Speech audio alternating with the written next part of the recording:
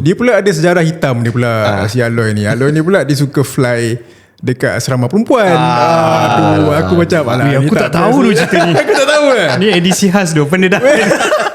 So dia tengok aku ni pun, aku ni tak ada, tak layak jadi masa depan. Tak ada masa depan. masa depan. Zaman kita orang dulu panggil Lostinia. bukan jahiliah. Lostinia. Lukis muka singa siul. Kau biar betul. Betul. Aku lukis muka singa. Tapi tak dapat. Tak cukup lawa lagi. Sebab muka singa tu. Aku rasa aku dah jadi macam, aku tak nampak dah macam, ni this is not me. Time tu 6 bulan time yang pertama tu baru aku rasa macam, ni bukan aku. Aku pula kerja dengan tikus ni. kerja dengan tikus. Tikus Down syndrome tu. Aku dah prepare surat resignation letter. 1 week before aku decide untuk handover aku punya resignation letter ni, aku main bola. Okay. Hujan-hujan time tu. Aku jatuh.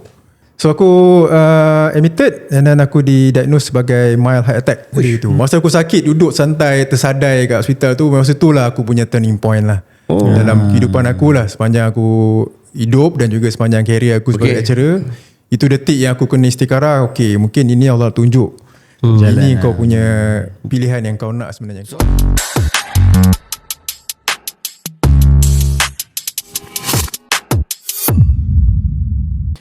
Assalamualaikum warahmatullahi wabarakatuh. Salam sejahtera. Tuan puan, selamat datang sekali lagi dalam Sembang kita punya podcast bersama host tetap kita. Saya Haris. Saya Azimin. Dan saya Aris. So basically is just another project done by both channel lah actually, antara Deras dengan Projek Tambah Pala. Alhamdulillah sekarang ni hari ni kita dah sampai episod 4 dah. Sedar tak sedar sebenarnya dah ada few guest kita lah yang telah dijemput untuk kita, orang kata apa, merungkai perjalanan daripada kerjaya dia sebagai seorang penjawat awam, macam mana dia punya sharing moment, ada ups and downs dan sebagainya. I rasa tiba-tiba I pula aku rasa dia piala dunia. So English ni. Kau baru balik daripada baru tengok piala dunia, tengok komentar daripada Mak Saleh. Tiba sorry. Kita salah channel ke ni? Sorry guys. So anyway, hari ni adalah hari awal Muharram. So saya nak ucapkan, aku nak ucapkan, kami lah mengucapkan selamat menyambut awal Muharram lah kepada semua. Dan actually kita juga dalam satu demam demam yang melanda satu dunia. Yang mana hari ni pun kita pakai baju pun lain macam sikit ni. World Cup punya. World Cup punya. Cuma edisi aku rasa edisi lama kot. Edisi lama tak lah bang. Kita sejajar dengan umur kita sebenarnya. Aku pun tadi try nak cari dalam lipatan tu, tapi sebab dah lambat, aku konon-konon Germany lah. Tapi duk cari lah, entah mana pergi. Tapi ini baju yang ada pakai je lah. Ni baju sponsor. Sponsor. Saiz pun lain macam, dia kembang sikit. Tapi macam aku sebenarnya Netherlands. Tapi sebab baju aku tu mana baju Netherlands aku tak ke mana. Tapi tak apalah, kita semangat World Cup-nya, kena pakai jersey. So kena pakai jersey. Cuma Aris je lah, dia pakai ikut dia punya team lah. Aku memang Argentina. Dia true. Daripada dulu sampai sekarang Argentina lah. Tapi ini versi lama. Ini versi menang 2 kali di Qatar. Yang baru ni ada yang ketiga. Yang ketiga tu on the way. Baju tu on the way. Tapi badan tetap sokong Argentina. Anyway, Argentina menang pagi tadi 3-0. Messi score hat-trick. Tapi memang banyak surprise lah kali ni This year punya game kan. Agak apa ni, tim yang underdog pun boleh betul boleh Asian, challenge orang ni. Asia pun seri dengan Netherlands kan. Tapi sebelum kita pada topik kita, bila kita cakap pasal World Cup ni, kalau kau perasan Spain lawan satu negara kecil kepulauan Afrika, betul. Cape Verde ke? Cape Verde. Nama dia pun aku tak pernah dengar. Aku tak pernah dengar. First time dengar. Aku baru Google semalam. Rupanya satu kepulauan kecil di Afrika. Dan nak bagi tahu ni keeper tu. Keeper first time masuk Piala Dunia pada umur 40 tahun, Yang orang kagum tu Instagram dia, kalau korang ada masa korang tengok, dah ada 11 juta follower. Serius lah. Dalam masa berapa hari je? Berapa hari je? First game lagi tu. First game. Dia selamat berapa? 9 ke 7? Betul, 7 try. Crazy. Memang Maksudnya power. Spain tu, baju yang kau pakai tu hari, walaupun tim dia power tapi gagal menembusi. Betapa hebatnya Itu keeper dia. serba sedikit lah pasal World Cup kita kan. World Cup lah. Lemah World Cup tu memang melanda lah. Betul. Aku rasa lepas ni memang adalah kelab akan ambil dia. Apa ni Riz, aku memang nak cerita demam World Cup ni lebih, tapi nanti kita takut kita ambil masa panjang nak cerita demam. Sebab hari ni kita ada ni Tetamu kita. tetamu kita. So boleh ke kita nak intro? Boleh tak Sila. masalah. Kita bagi honor pada kau lah. Okay. Sekali lagi lah. Sekali lagi lah. Dia dah jadi macam podcast kawan-kawan macam ni kan. Kita Tak, bukan apa, sebab kawan-kawan kita ni semua hebat. Kita tak perlu panggil guest luar lagi pun. Betul, kita menumpang kita aura dia. guna guest-guest kawan-kawan kita je sebagai guest dulu. Sebab kawan-kawan kita ni pun dah hebat-hebat dah. Ya, betul. So bila dah habis dah kawan kita yang hebat, baru kita panggil guest luar. Habis stok. Tapi aku rasa sampai episod 100 tu Banyak sangat lah. kan. Baru panggil orang luar. Jadi orang luar yang komen di dalam kita punya Social media. YouTube tu, social media, nak suruh jemput guest, nanti dulu kami nak habiskan stok dulu. Alright, so hari ni Alhamdulillah kita dalam podcast episod 4 ni, kita bersama-sama kita hari ni ialah saudara Syukri. Syukri dia hilang Aloy. Bukan Aloy yang hilang. Syukri Aris. Syukri Aris. Syukri Aris. Alright. Okay, dia panjang nama dia Profesor Madya PS Doktor. Tapi aku panggil dia Aloy Okay. Boleh bro Boleh bro. So Jangan kita ambil dalam hati. ni kita nak panggil dia Pak Aloy lah. Okay, alright. Boleh. So Aloy ni actually aku punya roommate waktu dekat College Mara Seremban. Tapi before that kita orang satu sekolah lah. Sekolah sains semua. Samura. Maknanya daripada sains semua pergi ke ni. Ke KMS, College Mara Seremban, pergi UKM. Tapi UKM Aloy dekat KL Aku kan. kat KL. Aku kat Bangi. Sebab dia FSKB pecah kan. PSKB.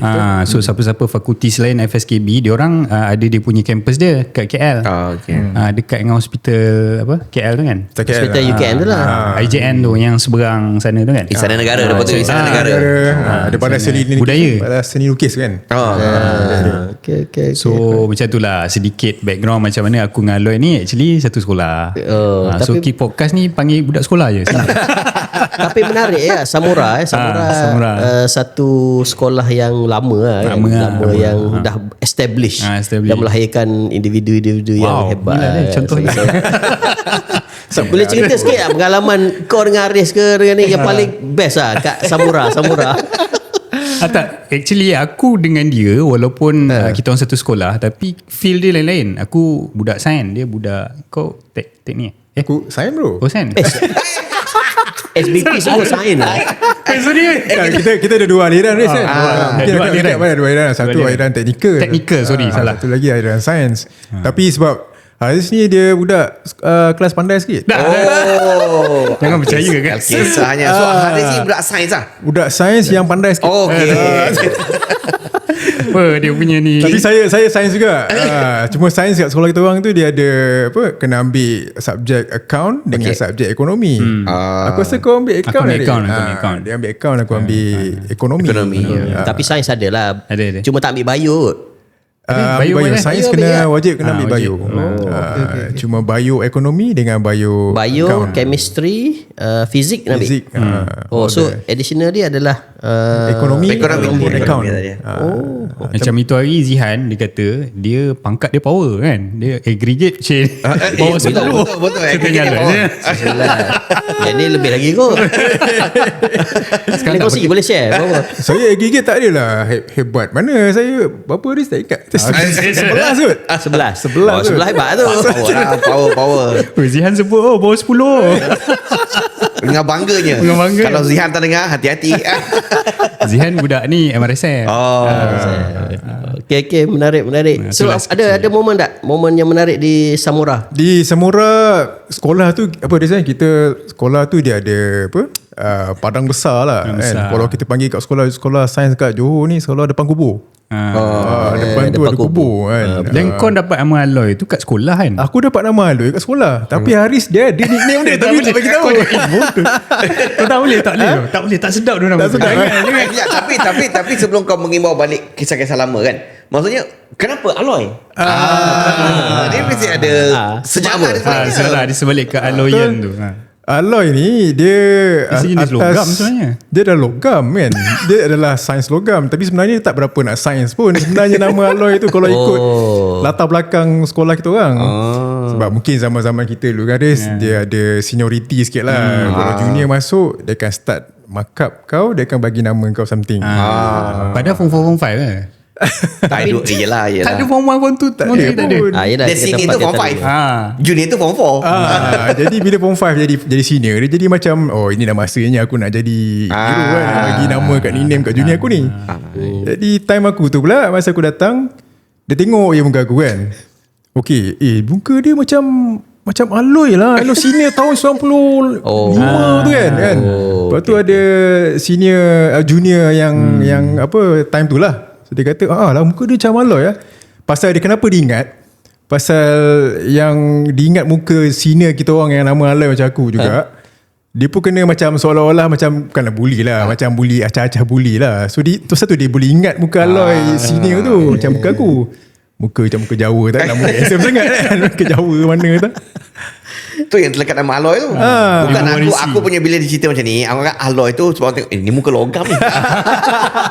Muka dia ada mirip-mirip logam ni, ada mirip logam ni. Itulah. Tapi yang tak best ni bila kita nyanyi balik, senior Aloy ni siapa? Baik ke? Tak baik kan? Dia pula ada sejarah hitam dia pula, si Aloy ni. Aloy ni pula dia suka fly dekat asrama perempuan. Aku macam aku tak tahu dulu cerita ni. Aku tak tahu ni edisi khas tu, pendedahan. Tak, sebab nama ni melekat bro. Di kalangan kita orang ni, nama dia melekat sampai sekarang. Sebab nama nickname di sekolah ni memang lekat. Walaupun ada PM, TS, doktor, Aloy juga.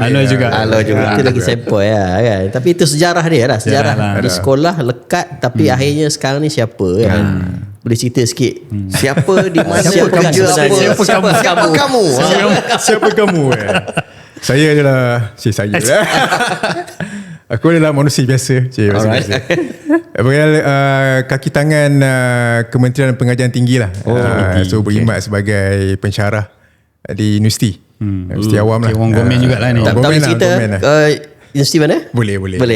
Salah. So, sekarang kita saya ni aku kerja kat UiTM lah. UiTM di kampus Puncak Alam. Dulu aku kerja kat UIA. So universiti jugalah. Okay. So about 9 years. Lepas tu aku migrate ke area West Coast ni lah, pasal family semua kat sini. So pindah lah daripada UIA 9 tahun. Lepas tu masuk UiTM pula, Puncak Alam. Sebab UIA tu kat Kuantan. UiA Kuantan. Family aku semua dekat. Aku asal Kelang. Aku pula orang Melaka. So bila Kuantan nak travel jauh kan, jadi bila dah 9 tahun tu, mungkin it's a time untuk aku migrate. So maksudnya 9 tahun di Kuantan. So di Puncak Alam ni berapa lama dah? Puncak Alam ni dah masuk 6 tahun lah. Tahun ke-6 tahun 2020 aku pindah sini. Fakulti apa? Fakulti Sains Kesihatan di UiTM Puncak Alam. So basically mengajar berkenaan dengan sains mengajar berkaitan dengan kesihatan lah, kesihatan untuk yang aku punya ni lebih pada kesihatan pekerjaan dan keselamatan lah. Safety and health. Safety and health, betul. Okay, alright. Di UIA dulu? UIA sama juga, cumanya UIA aku punya background bioperubatan. Dia biomedik. Aku biomedik. Belajar dulu biomedik.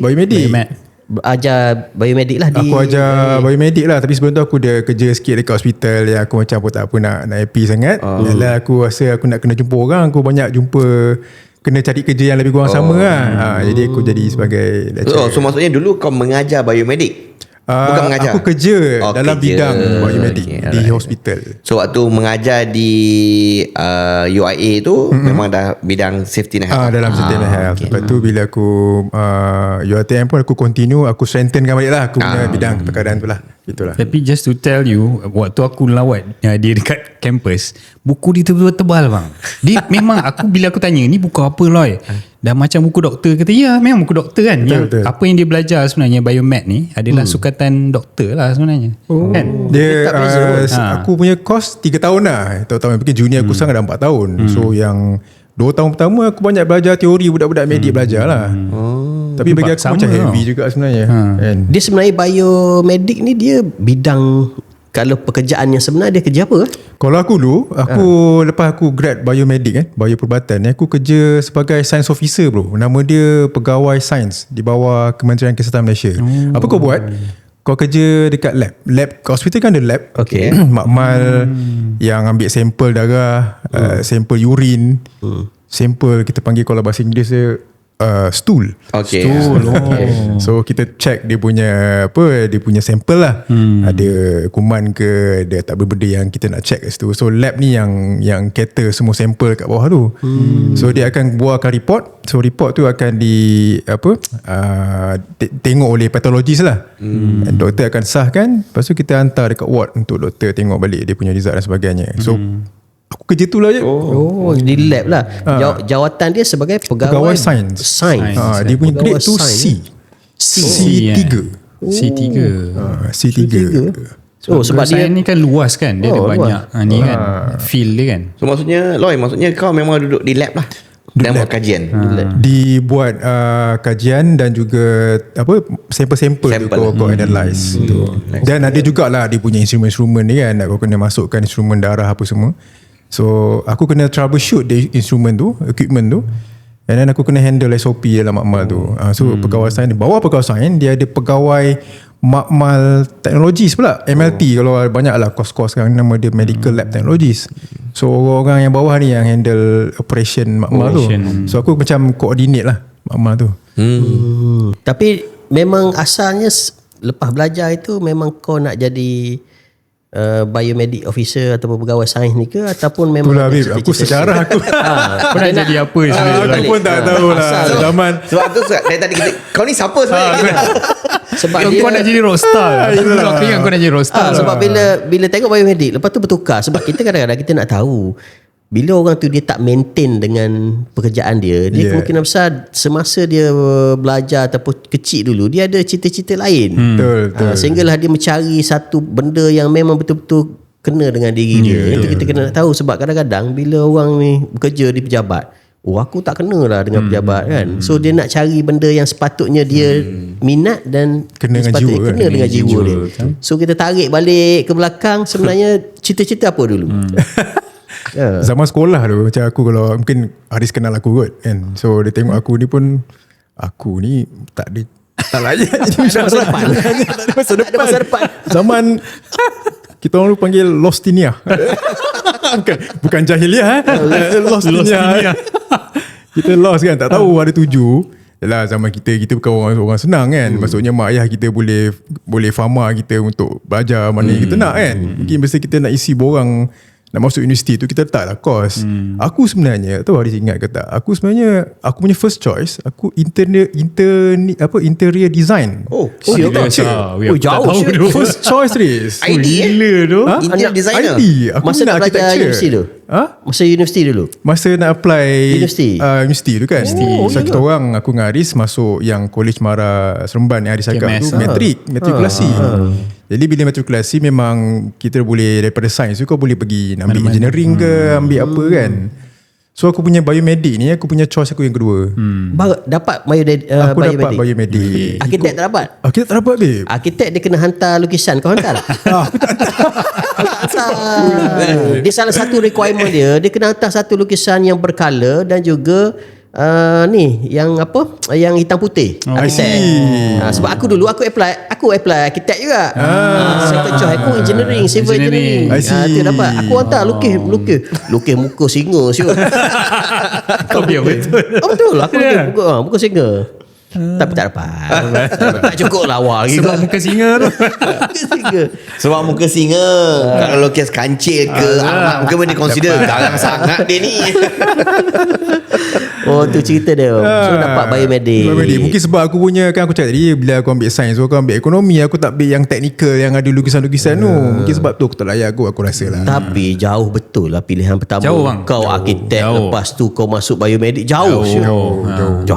Memang jauh gila. Ibarat langit dan bumi. Kalau macam aku arkitek, engineering okey lah, lebih kurang sama kan. Jauh Jauh. Lepas So tu aku dapat punya tu, first second choice biomedik. Aku punya third choice engineering pula. Dia macam bersepah-sepah lah. Aku lepas tu cakap dia macam Patutlah tak ada hala tuju itu. Hala tuju dah hilang Alah lagi. tu kan. Lepas tu mak ayah aku tanya, kau pilih apa ni kan. Tapi mak ayah kita tak tahulah menangkap kita macam mana kan. Tentu kan. So cakap aku adalah research sikit, tanya kawan. Semua ni macam benda yang out of normal lah time tu. Orang selalunya time-time kita orang dulu ambil medik. Kalau kenapa kau tak ambil medik? Kenapa kau ambil medik? Medik ni apa benda kan? So benda pelik lah. Architecture pula ambil yang interior design. Kenapa tak ambil architecture je kan? Kau nak fokus kepada ID. So masa tu mungkin aku punya lostiniah aku tu macam terlalu Jauh lah. Terlalu-jauh kan. Jadi terbaru kan Lostiniah. Maksudnya waktu lost tu dia bukan betul-betul lost ni. So bila dapat biomedik punya course, so apa perasaan kau mula-mula sekali? Masa tu aku go with the flow. Aku go with the flow. Memang harung lah. Masa tu macam aku on je lah. And then campus pula kat KL. Lagilah On so macam tu. Nampak tak? Dia macam tak ada.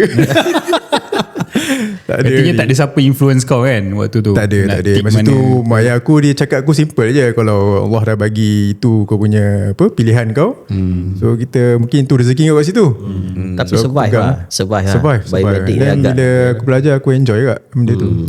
Okay lah. So maknanya layan. Sebab ada setengah orang dia, bila dia belajar tak dapat apa yang dia nak tu, tahun pertama, tahun kedua dia dah tukar course dan sebagainya kan. Sebab dia tak kena jiwa. Tapi dia layan okey lah. Cuma tukar waktu bekerja. So lepas belajar terus Kerja aku kerja sebagai science officer. So masa tu first job apa? First job. First job yang selepas Masa tu keluar kan universiti. kita ada gap 3 bulan. Lepas kita grad tu dapat transkrip tu. Lepas tu kita nak guna kita punya transkrip yang betul-betul scroll tu boleh minta kerja. Kan kita nak isi borang apa? SPA SPA kan. Dia nak kena dia transkrip yang full. So sebelum dapat yang full tu, kerja acah-acah makmal dulu. Pasal kita makmal kan. So kerja sebagai research assistant, pembantu penyelidik dekat Fakulti Perubatan UKM tak? Kau memang aim selepas keluar tu memang nak kerja-kerjaan lah? Memang tak ada pun nak fikir ada juga private. Aku ada apply few, isi borang SPA. Aku juga ada isi benda yang swasta ni. Skop biomedik ketika itu, kalau ikut trending sini aku, so dia apply macam lebih kepada sales. Untuk jual ubat, untuk jual equipment melibatkan perubatan, medical device lah. So banyak sini kita orang yang establish untuk buat company tu, ataupun dia kerja dengan company yang establish lah. Macam sales rep Sales rep Pharma Niaga, GlaxoSmithKline, kau kena jual produk. Jumpa orang-orang makmal tu, kau jual lah, dapat commission. Ramai yang sini-sini kita orang time tu lah. So ada juga aku dapat pergi interview yang benda yang sales rep tu, sebab aku ikut member. Member apply aku juga. Sebab loss lah kan. You jump, I jump. You jump. Macam go with the flow. So itulah akhirnya dapat jugalah yang science officer tu. Aku kerja kat SUKM Ceras. So pengalaman bila dah kerja di UKM, lepas tu convert pergi ke UIA kan? So macam mana boleh pergi ke sana tu? So bila aku kerja 6 bulan tu, aku rasa aku dah jadi macam, aku tak nampak dah macam, this is not me time tu 6 bulan time yang pertama tu baru aku rasa macam, ni bukan aku ni. Masa tu kenapa aku tak fikir, masa aku apply UPU kan, Borang Universiti, kenapa aku tak fikir kau ni nak jadi apa kan? Bila kau dah kerja, kau dah berduit, baru kau rasa macam, aku nak buat apa dengan duit aku ni. Aku nak pergi, aku punya start masa depan aku lah. 6 bulan aku spend aku punya masa aku kerja kat lab tu. And then adalah turning point bila aku nampak nak deal dengan doktor ni, dia ada macam hierarchy sikit, medical doctor, kau pula bagi perubatan, who are you, so those things, so kau rasa macam inferior lah in certain part yang kau nak bagi pandangan kau. Contoh sampel darah yang kau dapat tak cukup. Dia bagi kau one tube of darah, sepatutnya kalau nak buat analisis tu kau kena bagi banyak set of darah so that kau confirm darah yang kau ambil tu cukup untuk bagi analisis yang betul untuk doktor. So doktor macam dah argue. So aku rasa macam okay, aku dah tak boleh kot macam ni kan. And then So kerja pula dalam kompleks kesihatan tu sendiri between pegawai perubatan, pegawai sains dan juga pegawai perubatan pun ada konflik juga betul. Memang Perception ataupun acceptance lah. Kalau tak semua, mungkin ada juga lah yang mungkin menganggap ada benda itu kau rasa inferior lah. Kau tak ada say banyak benda dalam segi dalam bentuk analisis lah. Okay. Tapi bukan tu sajalah, mungkin aku sendiri pun tak berapa nak jiwa sangat ketika itu. And then aku tak jumpa orang. Aku jumpa darah, aku jumpa sampel. Maksudnya kau ni jenis people centric lah. Maksudnya kau boleh jumpa orang, bercakap, sembang. Bukan it's not backbenchers lah. Maksudnya kau nak buat macam RA tadi, mungkin kau dengan bahan yang kau nak buat saja. Ya betul. So people centric masa RA tu aku pula kerja dengan tikus ni. Kerja dengan tikus Tikus Down syndrome. Kau bayangkan ada tikus Down syndrome. Oh ya ke? Cerita sikit tikus Down syndrome. Kita orang order Down syndrome mice ni daripada US. So memang dia tu macam Down syndrome ni, kau tahu dia genetik kita akan ada apa tu, dysfunction sikit lah, abnormality kan. So bila dia akan jadi karakter kita akan jadi macam Down syndrome, muka bulat. Tangan kita kalau kau pasal Down syndrome kan, kita tangan 3 line kan. So orang kata kalau 3 line kan, dia 2 line ni. 2 line ni? Kalau Down syndrome. So dia tangan dia tak boleh pegang macam ni, dia akan pegang macam ni, tak boleh pegang elok. Jadi karakter mice tu memang macam Down syndrome manusia. Muka dia bulat, comel. Dia memang dilahirkan begitu genetik tu dia otter. Dia otter. Jadi dia dapat mice yang tu. So aku order ambil mice tu, jaga mice tu. Adalah aku bagi treatment sikit lah. Untuk apa? Untuk test ubat. Supaya untuk ubat lah bagi Down syndrome punya pesakit pesakit lah. So test lah kat situ. Ada first time aku dengar. Bukan tikus Down syndrome. First time aku dengar. Dia bela tikus. Aku bela babe. Dia ada bagi nama lah tikus. Facility yang Kau nak macam pet store lah kau ni. hampir Kau tak nama. Tikus tu berapa ekor? Hello see first batch, I think kita orang order about almost 100. Banyak. Banyak. Harga mahal. Time tu kita nampak geran besar. Satu prof yang aku tengok nama dah, berapa juta dia dapat. Dia suruh kau beli tikus mice. Nama dia ubat antioksidan kalau kau dengar dia. Antioksidan. Maksudnya biasa tikus ni kalau kita tengok kat kedai mamak ke longkang kotor dan sebagainya. Bukan kedai mamak lah, maksudnya longkang kotor dan sebagainya. Maksudnya tak, tikus tu dibiarkan lagi. Tapi ni first time aku dengar orang beli tikus. Beli tikus dari Amerika. Dari tikus Down syndrome. Dari Tapi Amerika, special delivery. Kalau aku rasa kan, kalau kau 2-3 tahun juga kau jaga tikus dengan kau mental Aku dengan aku down. So lepas ni siapa yang tak ada duit boleh pergi cari tikus kat kedai mamak. Tengok Down syndrome ke tak, pergi jual kat kedai. Sebab dia tak payah import daripada Australia ni lah mereka. So maksudnya bila kita kembali, maksudnya kadang-kadang ubat yang sebelum doktor bagi, maksudnya dia test kepada haiwan dulu. Macam betul, tu. Betul. Dia nama dia clinical. Sebelum kita buat clinical trial kepada human, kita kena buat clinical trial kepada animal dulu. Clinical trial. So tikus lah. Selain daripada tikus, ada binatang lain. Ada. Kalau kita orang punya kampus dekat UKMKL tu, sebelah tu nama dia IMR, Institute Medical Research IMR. IMR. Dia segala binatang ada dalam tu. Kambing. Tapi orang kata kalau the best animal kita nak test adalah babi lah. Dia mirip dengan kita. Dengan kita. Mata, mimik jantung, darah, lebih kurang sama. Tapi setakat ni aku dengan tikus Selaris. Kau jangan lah. Bawa kau jangan bela babi. I did not go next. Okay. So disebabkan oleh ada konflik dengan pegawai perubatan dan juga kawan dengan tikus, kau pun apply. Aku rasa aku kena jumpa orang. Kebetulan masa aku buat final year project tu, aku buat dengan tikus juga. Tapi tikus biasa kita orang ada ambil test pakai gamat. So yang Profesor Gamat tu, kita panggil Profesor Gamat lah, Dr. Rizwan, dia mentor aku lah. So dia nak set up satu jabatan sains perubatan dekat universiti, dekat UIA. Jadi dia ajak lah aku, sebab dia nampak aku ada, tak tahulah kenapa kan, dia nampak aku ada potensi yang nak belajar ke apa semua, dia tarik aku kat universiti. Time tu aku macam, this is time. So why not? Mungkin ni dia dah ketentuan untuk aku. So itulah detik aku turning point. Aku melangkah ke universiti. So pergi ke sana sebagai pensyarah. Sebagai nama dia pembantu pensyarah. Tutor. Pasal universiti ketika itu dia tak terima untuk kau ajar student kalau kau tak ada masters at least. So tidak menempuh sesi temuduga dan sebagainya lah. Temuduga, pasal temuduga tu macam alhamdulillah sebab yang ambil aku ni pun aku punya mentor. So masa aku apply tu pun tak ramai biomedik dekat Malaysia. Kita orang punya batch ni yang macam agak pioneer juga. So mungkin nak set up tu tak ramai, jadi applicant pun tak ramai. Sebab aku rasa tutor dulu sebenarnya adalah satu entry point lah kepada siapa-siapa yang nak jadi pensyarah kan. Which is dia tak perlu melalui proses untuk apply dan sebagainya. Cuma kau kena kenal dengan pensyarah. Jika pensyarah kau seronok, suka dengan kau, dia ambil dulu kau sebagai pembantu dia. And then barulah kau naik setapak ke Sabak sebagai pensyarah. Betul. Macam tu correct. So berapa lama sebagai tutor? Tutor aku dalam few years lah, dalam setahun dua macam tu. And then kita orang tak boleh tunggu lama pasal syarat kita orang kena buat master. Kena buat master kan. So sambil tutor tu aku tolong macam ajar lab apa. Macam aku buat dekat lab HUKM tu lah. Ajar benda tu. Lepas tu aku buat master. And then master pula kena apply lah. Universiti dia ada bagi scholarship beasiswa untuk, nama dia skim pensyarah muda, untuk kau habiskan master.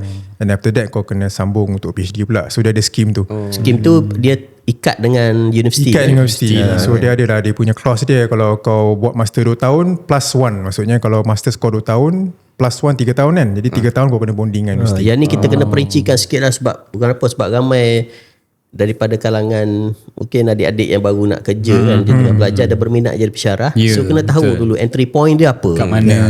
So pertama sekali, paling penting sekali kau kena baik dengan lecturer. Kan. So bila lecturer tu tahu perangai kau macam mana, dia boleh serap kau sebagai pembantu lecturer terlebih dahulu lah.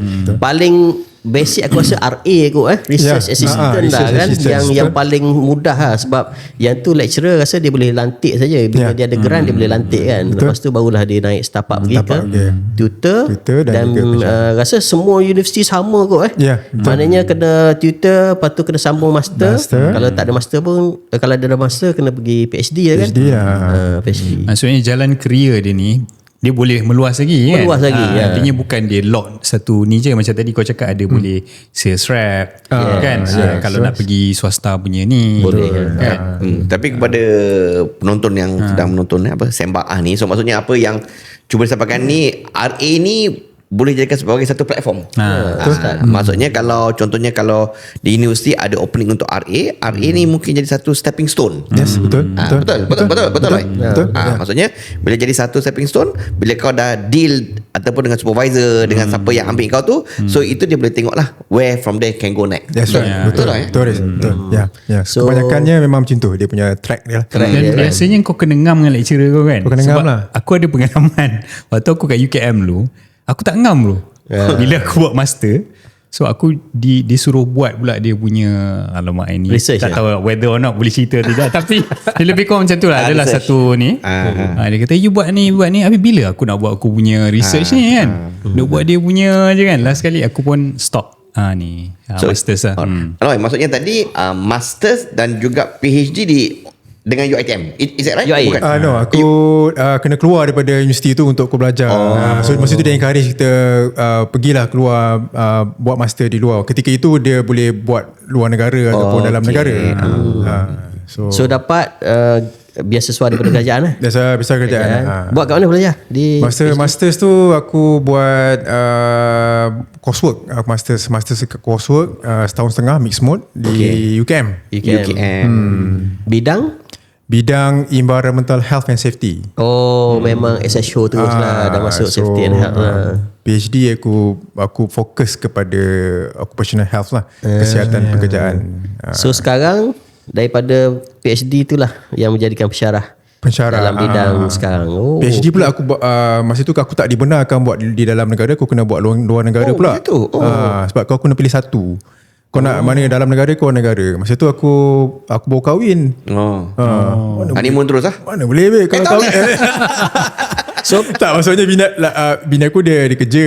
Jadi bila kerja jadi susah untuk nak adjust. Nak bawa dia berhenti kerja kan. Masa tu aku pilih untuk buat masters lokal. Senang settle kan.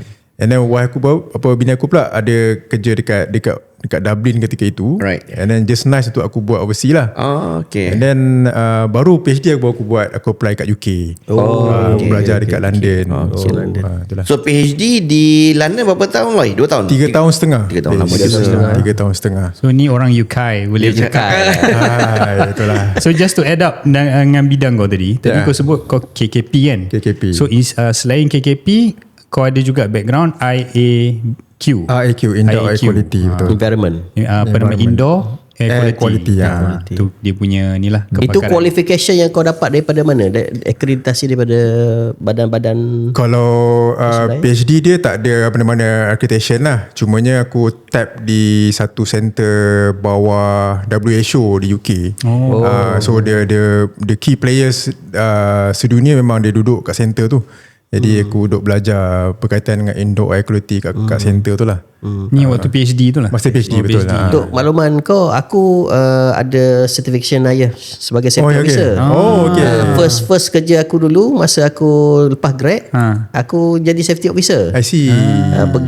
Pergi kursus 6 bulan, dapat CJ tu kerajaan tanggung free. Dah ramai geng-geng aku sekarang ni bekerja di oil and gas dan sebagainya lah. Tapi aku di sini. Aku balik pada PhD baru aku buat yang course tu. Yang course kan, sebab nak dapat green book apa semua bagai kan. So pengalaman maksudnya dari segi safety officer dan sebagainya. So bila kau bekerja sekarang, bila kita bercakap tadi, dah banyak tempat lah kau kerja, kau rasa sana jam sini UAE dan sebagainya, Kuantan dan sebagainya. Best moment of whatever you have been working at. Best moment dalam sebagai pensyarah kot Haris. Boleh, sebagai pensyarah mungkin untuk compare organisasi sama je. Sama je kalau kau kerja kat UAE, UiTM sama je. Cumanya UiTM ni of course lah dia besar sikit, dia punya kursus macam-macam, jadi dynamic sikit lah. Saya aku rasa agak best sikit lah. So bila aku dah start jadi lecturer tu, pensyarah yang aku pun tak expect, aku pun tak budget aku nak jadi lecturer tu, aku explore lah aku punya potential. Jadi somehow aku polish sikit lah Haris. Aku nampak aku boleh kot sebagai pensyarah. Tapi kita yang best je, takkan itulah. Takkan tak nak share. Asyik best ni. Ada benda momen yang tak best lah. Tak best. So mungkin sebagai pensyarah kau akan nampak kau punya bidang kau akan diiktiraf oleh orang lah kan. So kau akan explore, dapat grant, dapat projek. So kau akan engage dengan macam safety officer, kita banyak engage dengan DOSH, JKKP, and then aku ada buat banyak benda dengan NIOSH. So accreditation tu kita nampak that's the best moment lah. So bila kau jadi pensyarah, mungkin sebagai career sebagai pensyarah ni, kau akan develop kau punya career sebagai researcher. And then kau akan develop career kau sebagai consultant. Bila comes to consultant, dia jadi macam kau akan explore benda yang berbentuk bisnes. So aku ada itu aku punya ada benda yang aku konflik keadaan ketika itu. So aku tak dapat nak maneuver aku punya masa depan lah, maneuver aku punya intention aku kepada universiti ke pada bisnes. Sampai sekarang masih lagi belum dapat. Bila aku dah ke arah itu, and then aku dah nampak aku lebih kepada yang bisnes tu, consultant. So aku membusykan diri aku kepada consultation tu. Banyak kerja yang aku dapat daripada swasta, dan aku nampak ada bayaran di situ. Yang ada bayaran tu of course lah, dia bukan bayaran di bukan bawah pengetahuan universiti, di bawah pengetahuan universiti, tapi ada portion untuk kau sebagai consultant kat situ. So Dia dah portion jadi dia besar. money orientation lah. Money oriented dah sikit. tak tengok kepada Yang ada bidang konflik sebenar. sikit Betul. tu. Sebab dia memang kita ni bila kita nampak peluang tu, kita akan pergi ke sana lah kan. Betul. Untuk And why not, Loy? sebab Why kau ada not? expertise. It was why not that time why lah not, kan? yeah. So aku rasa macam aku ke arah itu. Aku dah busy dan aku ambil je job apa yang ada. So aku commit. Sebab tu banyak job di KL. Okay. So aku commute KL Kuantan. Ada satu masa tu aku pergi balik hari, and then besok tu aku kerja macam biasa sebagai lecturer kan. And then busy, and then tonggang langgang lah kehidupan sikit. Mungkin aku boleh reveal kot kat sini kan. Mungkin saja nak cerita lah pengalaman aku, macam mana kau boleh end up, kau nak apa sebenarnya hidup kau. Mungkin untuk pengajaran semua juga. And then aku almost quit sebagai university lecturer. Sebab aku rasa aku dah boleh explore dengan bisnes aku dengan lebih jauh lah. So aku dah pandang duit kat situ. Aku dah prepare surat resignation letter. 1 week before aku decide untuk handover aku punya resignation letter ni, aku main bola. Okay. Hujan-hujan time tu. Aku jatuh. And then aku punya palpitation tu makin lama makin laju. So Ni aku tak tahu tu. ada, aku rasa mungkin kau tahu aku dah masuk hospital. Itu aku tahu. That moment lah. So aku admitted, and then aku didiagnose sebagai mild heart attack gitu. Masa tu umur berapa tu? Tahun 2018. Oh, dah lama dah. 18. Dah 8 tahun lah. 8 tahun dah. So aku masa aku diagnose tadi mild heart attack tu, aku tak boleh terima weh. Aku macam sakit. Aku tak pernah admitted hospital sakit teruk macam tu. Okay. Dia kata kamu memang kena duduk sini, kamu kena buat angiogram sebagainya kan. So betulnya nak pendekkan cerita, aku diagnose sebagai uncontrolled hypertension. Aduh. And then with the haywire lifestyle lah, tidur tak cukup dan sebagainya. Oh, Kortisol sebabkan tinggi. kau punya lifestyle kerja tu, commute Yang daripada hektik tu, kan? hektik gila tu. Sebab kau kau kerja, pada masa sama kau buat bisnes. Buat bisnes juga. Dia sama dengan aku lah. Sama situasi dengan aku, cuma aku tak sampai heart attack tu lah. Sebelum ni memang aku kan buat bisnes lah, kerja lah, apa sebagainya. So dia jadi sampai satu masa kau dah tak boleh nak control kau punya ni, dan akhirnya aku buat keputusan aku stop bisnes. Aku stop terus. Sama kan? Memang aku stop sebab Kau nak aku dah tak boleh. Sebab kita tak boleh sampai, sebab dia jadi tension. Sebab yang ni kita nak serve, yang ni kita nak serve. Akhirnya dia akan So berbalik kepada cerita kau tadi. So surat tu tak hantar lah. Surat tu sudah ada surat. Simpan lah. Simpan. So aku Kau ni Aku simpan, aku tengok surat tu kamu ni, tapi dia tak ada kat pandangan mata aku lagi lah. Masa aku sakit, duduk santai tersadai kat hospital tu, masa tu lah aku punya turning point lah dalam kehidupan aku lah, sepanjang aku hidup dan juga sepanjang career aku sebagai lecturer. Itu detik yang aku kena istikharah. Okay, mungkin ini Allah tunjuk, ini kau punya pilihan yang kau nak sebenarnya. So adakah bila kau cakap macam tadi, adakah when you say money oriented, okay, I don't know whether this is to be shared or not. Maksudnya business itu far more profitable than the current salary at that time. Obviously yes. And then dia boleh cater kau punya passion lebih berbanding yang ke arah itu. Faham. Yalah, sebab duit kan. Kau nak tengok duit, and then kau explore benda yang kau minat. Betul. And then banyak peluang yang kau boleh share dengan industri, dan itu kau punya ni lah, kau punya minat pada time tu. So that's why aku explore. So bila kau dah turning point kau bila berlaku sakit tu, apa yang kau buat? Terus kau habiskan bisnes? Aku sakit tu, and then lepas tu dah bela istikharah tu, and then aku rasa apa Allah tunjukkan ini yang aku nak pilih yang mana satu. And then aku decide untuk tidak letak jawatan sebagai pensyarah. And then aku macam cakap lah, aku stop business. Business maksudnya dia tak stop terus lah. Maksudnya kita bagi peluang kepada student masters, PhD yang aku tengah recruit tu, untuk diorang yang explore konsultasi tu. Betul. So aku buat yang tadi yang indoor air quality tu. Sebab kalau kesalahan ni, kalau requirement compliance kan nak kena ada assessment indoor air quality kan. So dia kena ada nama dia competent person. Orang yang competent je kau boleh so buat bukan assessment. kau lah jadi competent person tu, orang lain. Orang lain cuma yang kau kita organize recruit je kan, lah. aku coordinate time tu. Tapi to tell you the truth, aku kenal Aloy, dia orang yang aktif tau. So aku tak baca dia boleh kena benda tu. Daripada sekolah dia main bola kan. Kau main apa basketball. Dia aktif lah. Tapi sebab itulah, sebab bila melibatkan stres ni dia tak tengok siapa-siapa pun. Betul. Dia tak tengok orang tu aktif ke tak aktif. Tapi bila kau dah hyper, sebab aku memahami keadaan tu. Bila kau berada keadaan yang sampai kau dah tak boleh nak buat apa tau, kau stuck kan. Tapi tak adalah sampai aku kena heart attack masa tu. Tapi satu lagi just a peringatan lah. Kita ni dah lebih kurang 40 Yelah, lah. Kena buat check. Kena check. Basic medical check up tu kenalah buat setahun sekali tu. Sebab aku tak buat lagi. Kolesterol aku tinggi tu weh. Tengok je macam ala-ala kurus kan. Betul. Kolesterol dan kortisol. Loh, bila kau kata tadi indoor air quality lah. Okay, lepas tu aku nak masuk sikit lah. Bila kita kata indoor air quality, kebanyakan daripada kita ni office work kan, duduk di pejabat, tak bergerak dan sebagainya.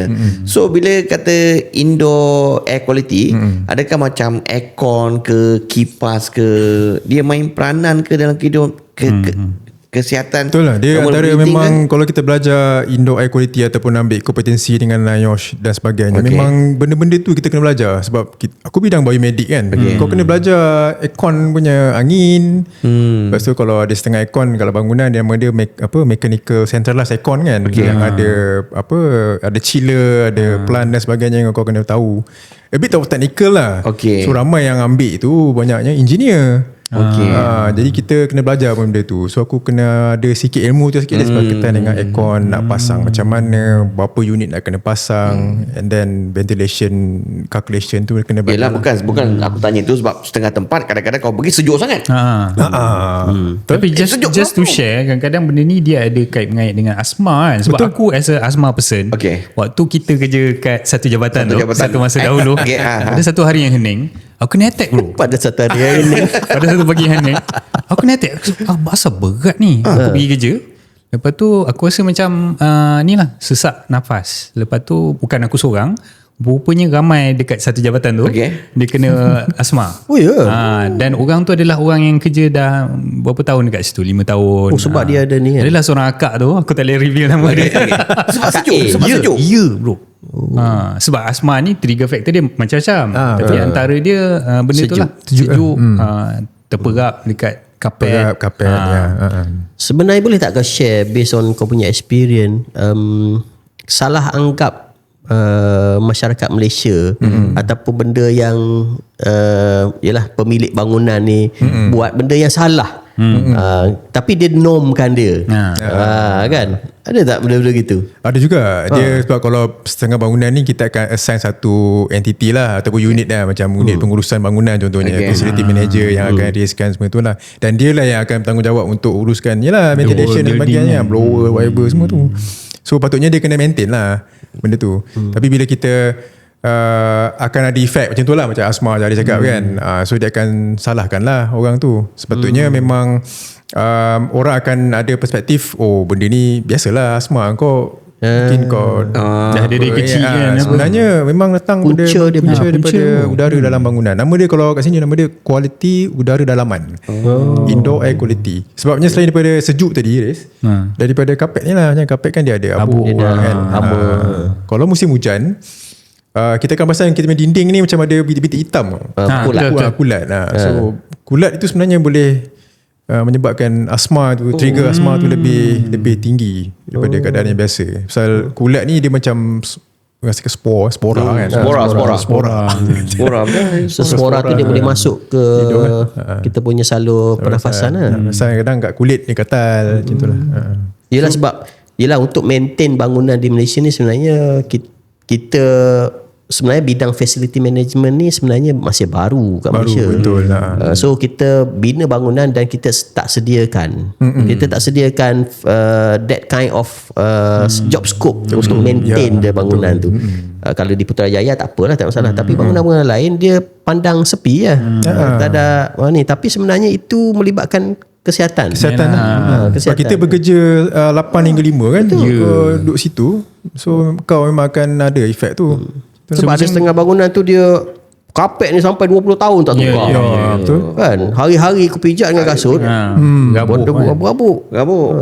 So kita staff ni macam apa tindakan yang kau boleh buat? Sebabnya kita kena komplain lah. Sebabnya kalau ikut authority kan, JKKP, kita sebagai pekerja memang dah ada akta semua.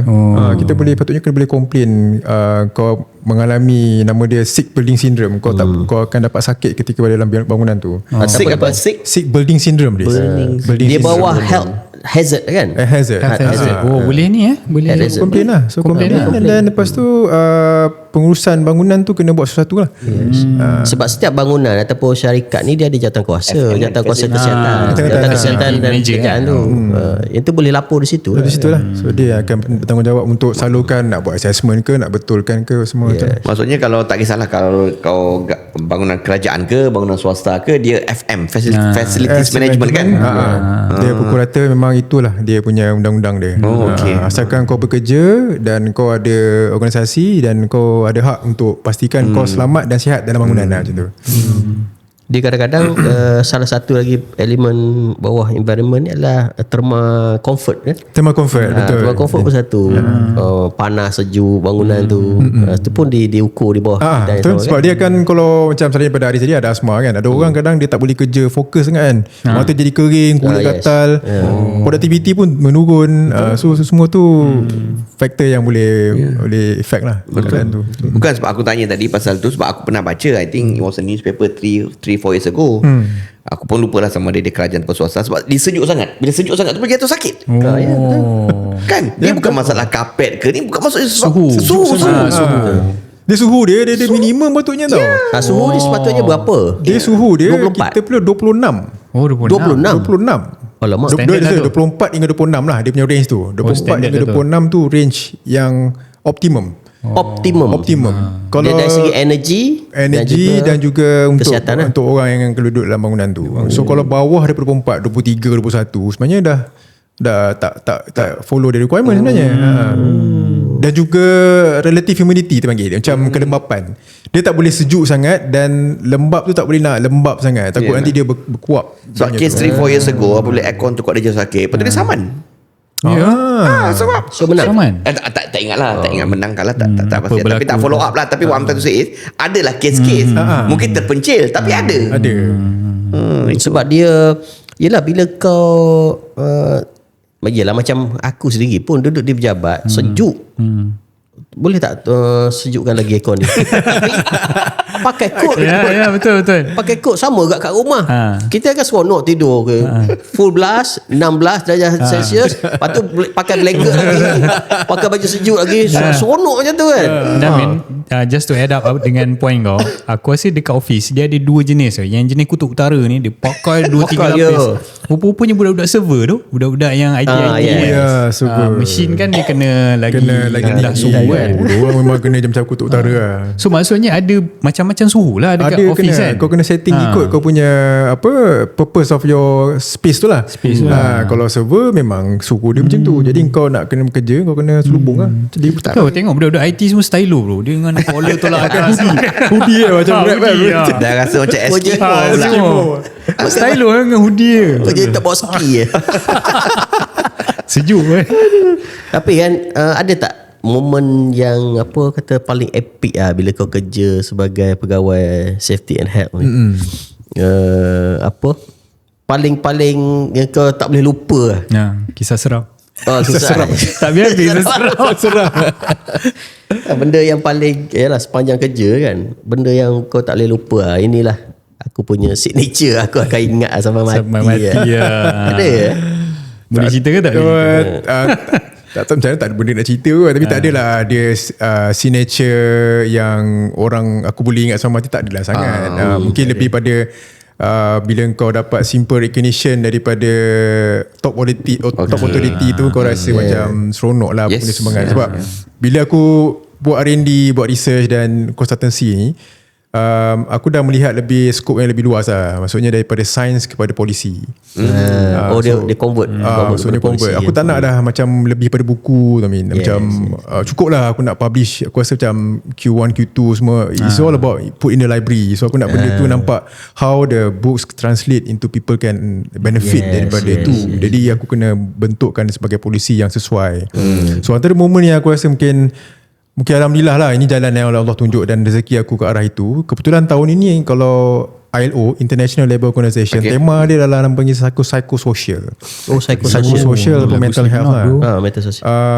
Aku punya sains tu yang aku buat tu, aku convert kepada garis panduan ke arah kita nak bantu organisasi pekerja ke arah mental health yang bagus lah.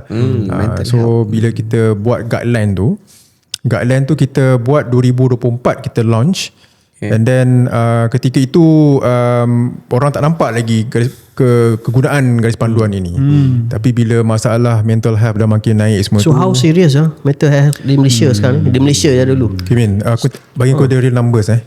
Tahun 2024 kita orang yang makan gaji kat Malaysia adalah seramai 75.3%. Maksudnya ramai yang makan gaji.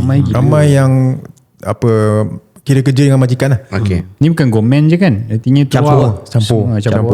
And then jantina kita kat Malaysia memang one to one sekarang ni. Lelaki dengan perempuan lebih kurang sama ratio. Sebenarnya sama je. Sebenarnya ratio penduduk lelaki dan perempuan sebenarnya sama dia. Kita nampak macam kenapa ramai perempuan kan. Sebab betul lah ada setengah-tengah tempat tu memang perempuan ramai. Tapi sebenarnya population sama. Slightly sama. Mungkin dia tinggi sikit ataupun kita tinggi sikit. Kita lelaki sikit je, tapi macam decimal point satu. Sama sikit je. Macam orang kata dunia sekarang ni lelaki lebih sikit daripada perempuan pupus. Sebenarnya mitos tu salah. Betul salah. Based on statistik aku tengok benda tu dan aku kat mana-mana aku cerita pasal itu. Sebenarnya lelaki ni tak pupus, dia ada tetapi kita tak nampak lelaki tu. Tak nampak kan. Okay, kita sambung. Pesanan penaja one to one jantina and then ramai yang makan gaji 75.3%. Jadi daripada 75.3% ni 2024 ada seramai hampirlah 1 juta orang yang ada depression di Malaysia. 2024 di Malaysia depression confirm, dan separuh daripada depression tu tend to harm themselves. Maksudnya cuba nak menyakitkan daripada nilai yang tu. 1 juta ni bermaksud recorded direkod sebab dia dah pergi jumpa pakar dan sebagainya. So record. Ada lagi yang tak jumpa. Ni masuk both private dengan government.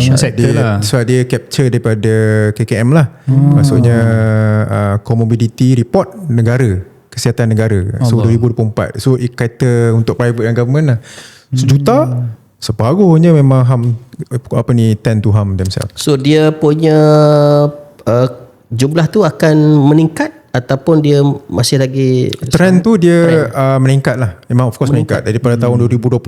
Kita boleh kata 2020 2021 ni of course lah COVID kan. Ramai tak ada kerja apa semua tu, kita fair lah. Tapi 2023 2024 2025 dia numbers tu still increasing. So boleh tahu lebih detail dia punya statistik tu di umur berapa yang contoh pada 24 yang lebih ramai? Yang sekarang ni 2025 ni rekod yang umur muda. Serius. Gen Z race. Gen Z lah. Gen Z ramai lebih. Tapi kita boleh kata diorang ni hati tisu. Kita tak boleh kata diorang ni generasi lembik, strawberry semua kan. Tapi sebenarnya diorang punya cabaran berbeza dengan kita zaman ni. Betul. Diorang punya pace dah laju. Tak boleh nak salahkan diorang jugalah. Sebab aku ada satu profesor tahu dia ni mengajar health policy. Dia beritahu aku dia sebenarnya manusia ni DNA kita semakin melemah tau. DNA kita, kepandaian kita semakin lemah. Dia macam semakin berkurang. Dia bukannya semakin power. So that's why kita tak boleh compare generasi aku power sekarang kau lembek. Tak, disebabkan memang berlaku macam tu. Dia macam contohnya kau campur buat kopi lah, kau campur kan, kau campur kopi A campur kopi B campur ni campur, dia akan jadi dia makin dilute, dia makin jadi kurang, dia makin teruk. Sebab dia ni pakar dalam DNA. So dia cerita dia kalau DNA campur dengan DNA ni dia akan jadi kurang dia punya ni. So makna kepandaian, kecerdikan dan sebagainya tu dia akan semakin ni dia punya resilient dia kan, dia punya tahanan badan dia pun akan bukanlah kerana dia tu nak macam tu, tapi memang sifat macam tu. So just to add up dengan apa yang Aloy cakap tadi, maksudnya sumber sakit ni mental adalah datang daripada tempat kerja. Kalau yang scope yang aku buat ni, aku memang fokus kat tempat kerja lah. Tempat kerja. Sebenarnya kalau kita nak tengok depression yang sejuta tadi tu, kalau kita keluarkan yang orang yang bekerja tu memang big numbers lah. Tapi bila kita nak tengok juga kalau orang yang ada masalah mental ini, dia bukan sebab datang dari tempat kerja, mungkin memang dia punya lifestyle dia daripada family kan. Tapi aku punya garis panduan ni lebih macam aku nak screen out yang tu. Aku nak tengok kat tempat kerja ni apa faktor yang menyumbang orang dapat ni. So itulah garis panduan. If you don't mind sharing with us, maksudnya hasil daripada apa yang kau dapat tadi lah, maksudnya findings kan. Findings sebab kau tu, katakan kau cakap tadi bukan 500,000 betul? 500,000 tu faktor penyumbang terbesar di tempat kerja apa? Bagi tempat satu, bagi tiga. Nombor satu, nombor dua, nombor tiga. Macam ABC ni. Sebab kita nak bagi hook je. Paling nombor tiga. Apa yang paling di tempat Ni kerja. dah sampai kesimpulan dah. Sebab kita pun dah nak ujung ni. Dia domain dia kalau memang betul pun memang ada tiga pun. Betul, tiga. Memang ada tiga. Tapi bukan tiga benda je lah. Dia tiga domain yang tengok. Untuk kita nak tengok kita kerja kan. Kita sebagai government staff kan. Kita nak tengok kita punya work demand. Demand maksudnya KPI kita. Job control kita punya speciality. Kita punya skill Job macam ni kita control. boleh cope. And then support. Macam mana management support kita dari segi career dan So support is sebagainya. number one. Daripada tiga domain ini, yang first one is basically work demand. Work demand. KPI Banyak sangat. Overload. Tak banyak kerja sangat pun ya kan. Ni first. Tak banyak kerja pun ya kan. Nombor Tak ada 2 kerja baru pun, Anak buah tak control. Nombor 3 baru support lah. Tapi kat government staff kita ada buat research juga untuk government staff. Government staff katanya support tak ada masalah. Siapa tak Tak ada masalah. Dia ada isu dekat work demand dengan juga control tu. Menarik So bos, tolong bos tengok over saya. Saya rasa bos-bos tengah melihat ni. So kalau boleh janganlah cakap masa saya dulu. Tak ada lah. Tak ada istilah dulu sebab kita sudah berbeza dan tahap kemahiran kita pun dah ni. Jadi kita pun dah berada di penghujung. Mungkin ada last word daripada Aloy untuk kawan-kawan yang kerja kerjaan. Lepas tu yang berminat nak jadi kerja kerjaan ni. Jadi macam Advice sikit kan. Okay, first and foremost aku nak cakap terima kasih banyak pada Sembang Aku rasa platform ni terbaik. Aku sebagai government staff, sebagai lecturer, aku nampak platform ni atau ada orang kata apa, tambah pahala. Dan juga The Rush ni, tahniah untuk korang kerana membuat platform yang terbaik. Aku harap ramai lagi pengikut kat luar sana boleh ikuti Sembang ni. Bukan bawa aku dia, ramai lagi geng-geng yang bawah dia punya stok ni untuk share benda yang something yang good insight lah. So daripada aku mungkin dalam apa yang kita nak ceburi dalam bidang, tak kisahlah sebagai government servant ke ataupun mana pun, lebih tengok apa yang kita punya minat lah. So dan kita go with the flow dan kita percaya rezeki tu Allah akan letak kita kat mana-mana saja. Penting kita usaha, berkat, kita selamat. Betul. Last 30 second. Anything advice on mental health? 30 akhir ni. Mental health, always stop. Listen to your listen to your body. Do not always listen to your mind. What I've experienced before, I always listen to my mind. Aku nak benda yang aku nak. Tapi badan kau sebenarnya dah bernanah, babe. Jadi bila kau dengar badan kau dah sakit, so it's a time for you to pause, having some self reflection. Terbaik lah. Terbaik. Yang tak nampak. Dia ayat self reflection tu. Terbaik. Okay, terima kasih Aloy di atas perkongsian dan saya suka dengan last word tadi. Kita kena ikut kemampuan kita, bukannya apa yang kita nak sebenarnya dalam minda. Kerana apa yang kita nak ni sebenarnya bulan bintang kita nak. Betul. Tapi kita sebenarnya masih lagi, bukanlah tak mampu, tetapi kita kena lihat juga kepada kapasiti kita. Okay, saya rasa itu saja episod kita kali ini, Sembang Terima kasih kepada anda yang sedang menonton kita sehingga hujung. Jangan lupa untuk subscribe, like dan juga komen. Share dia penting. Memang banyak sikit bawah tu. Sponsor please, sponsor. Sponsor kosong lagi ni. Alright, terima kasih. Assalamualaikum warahmatullahi taala wabarakatuh. Waalaikumsalam. Sembang. Sembang.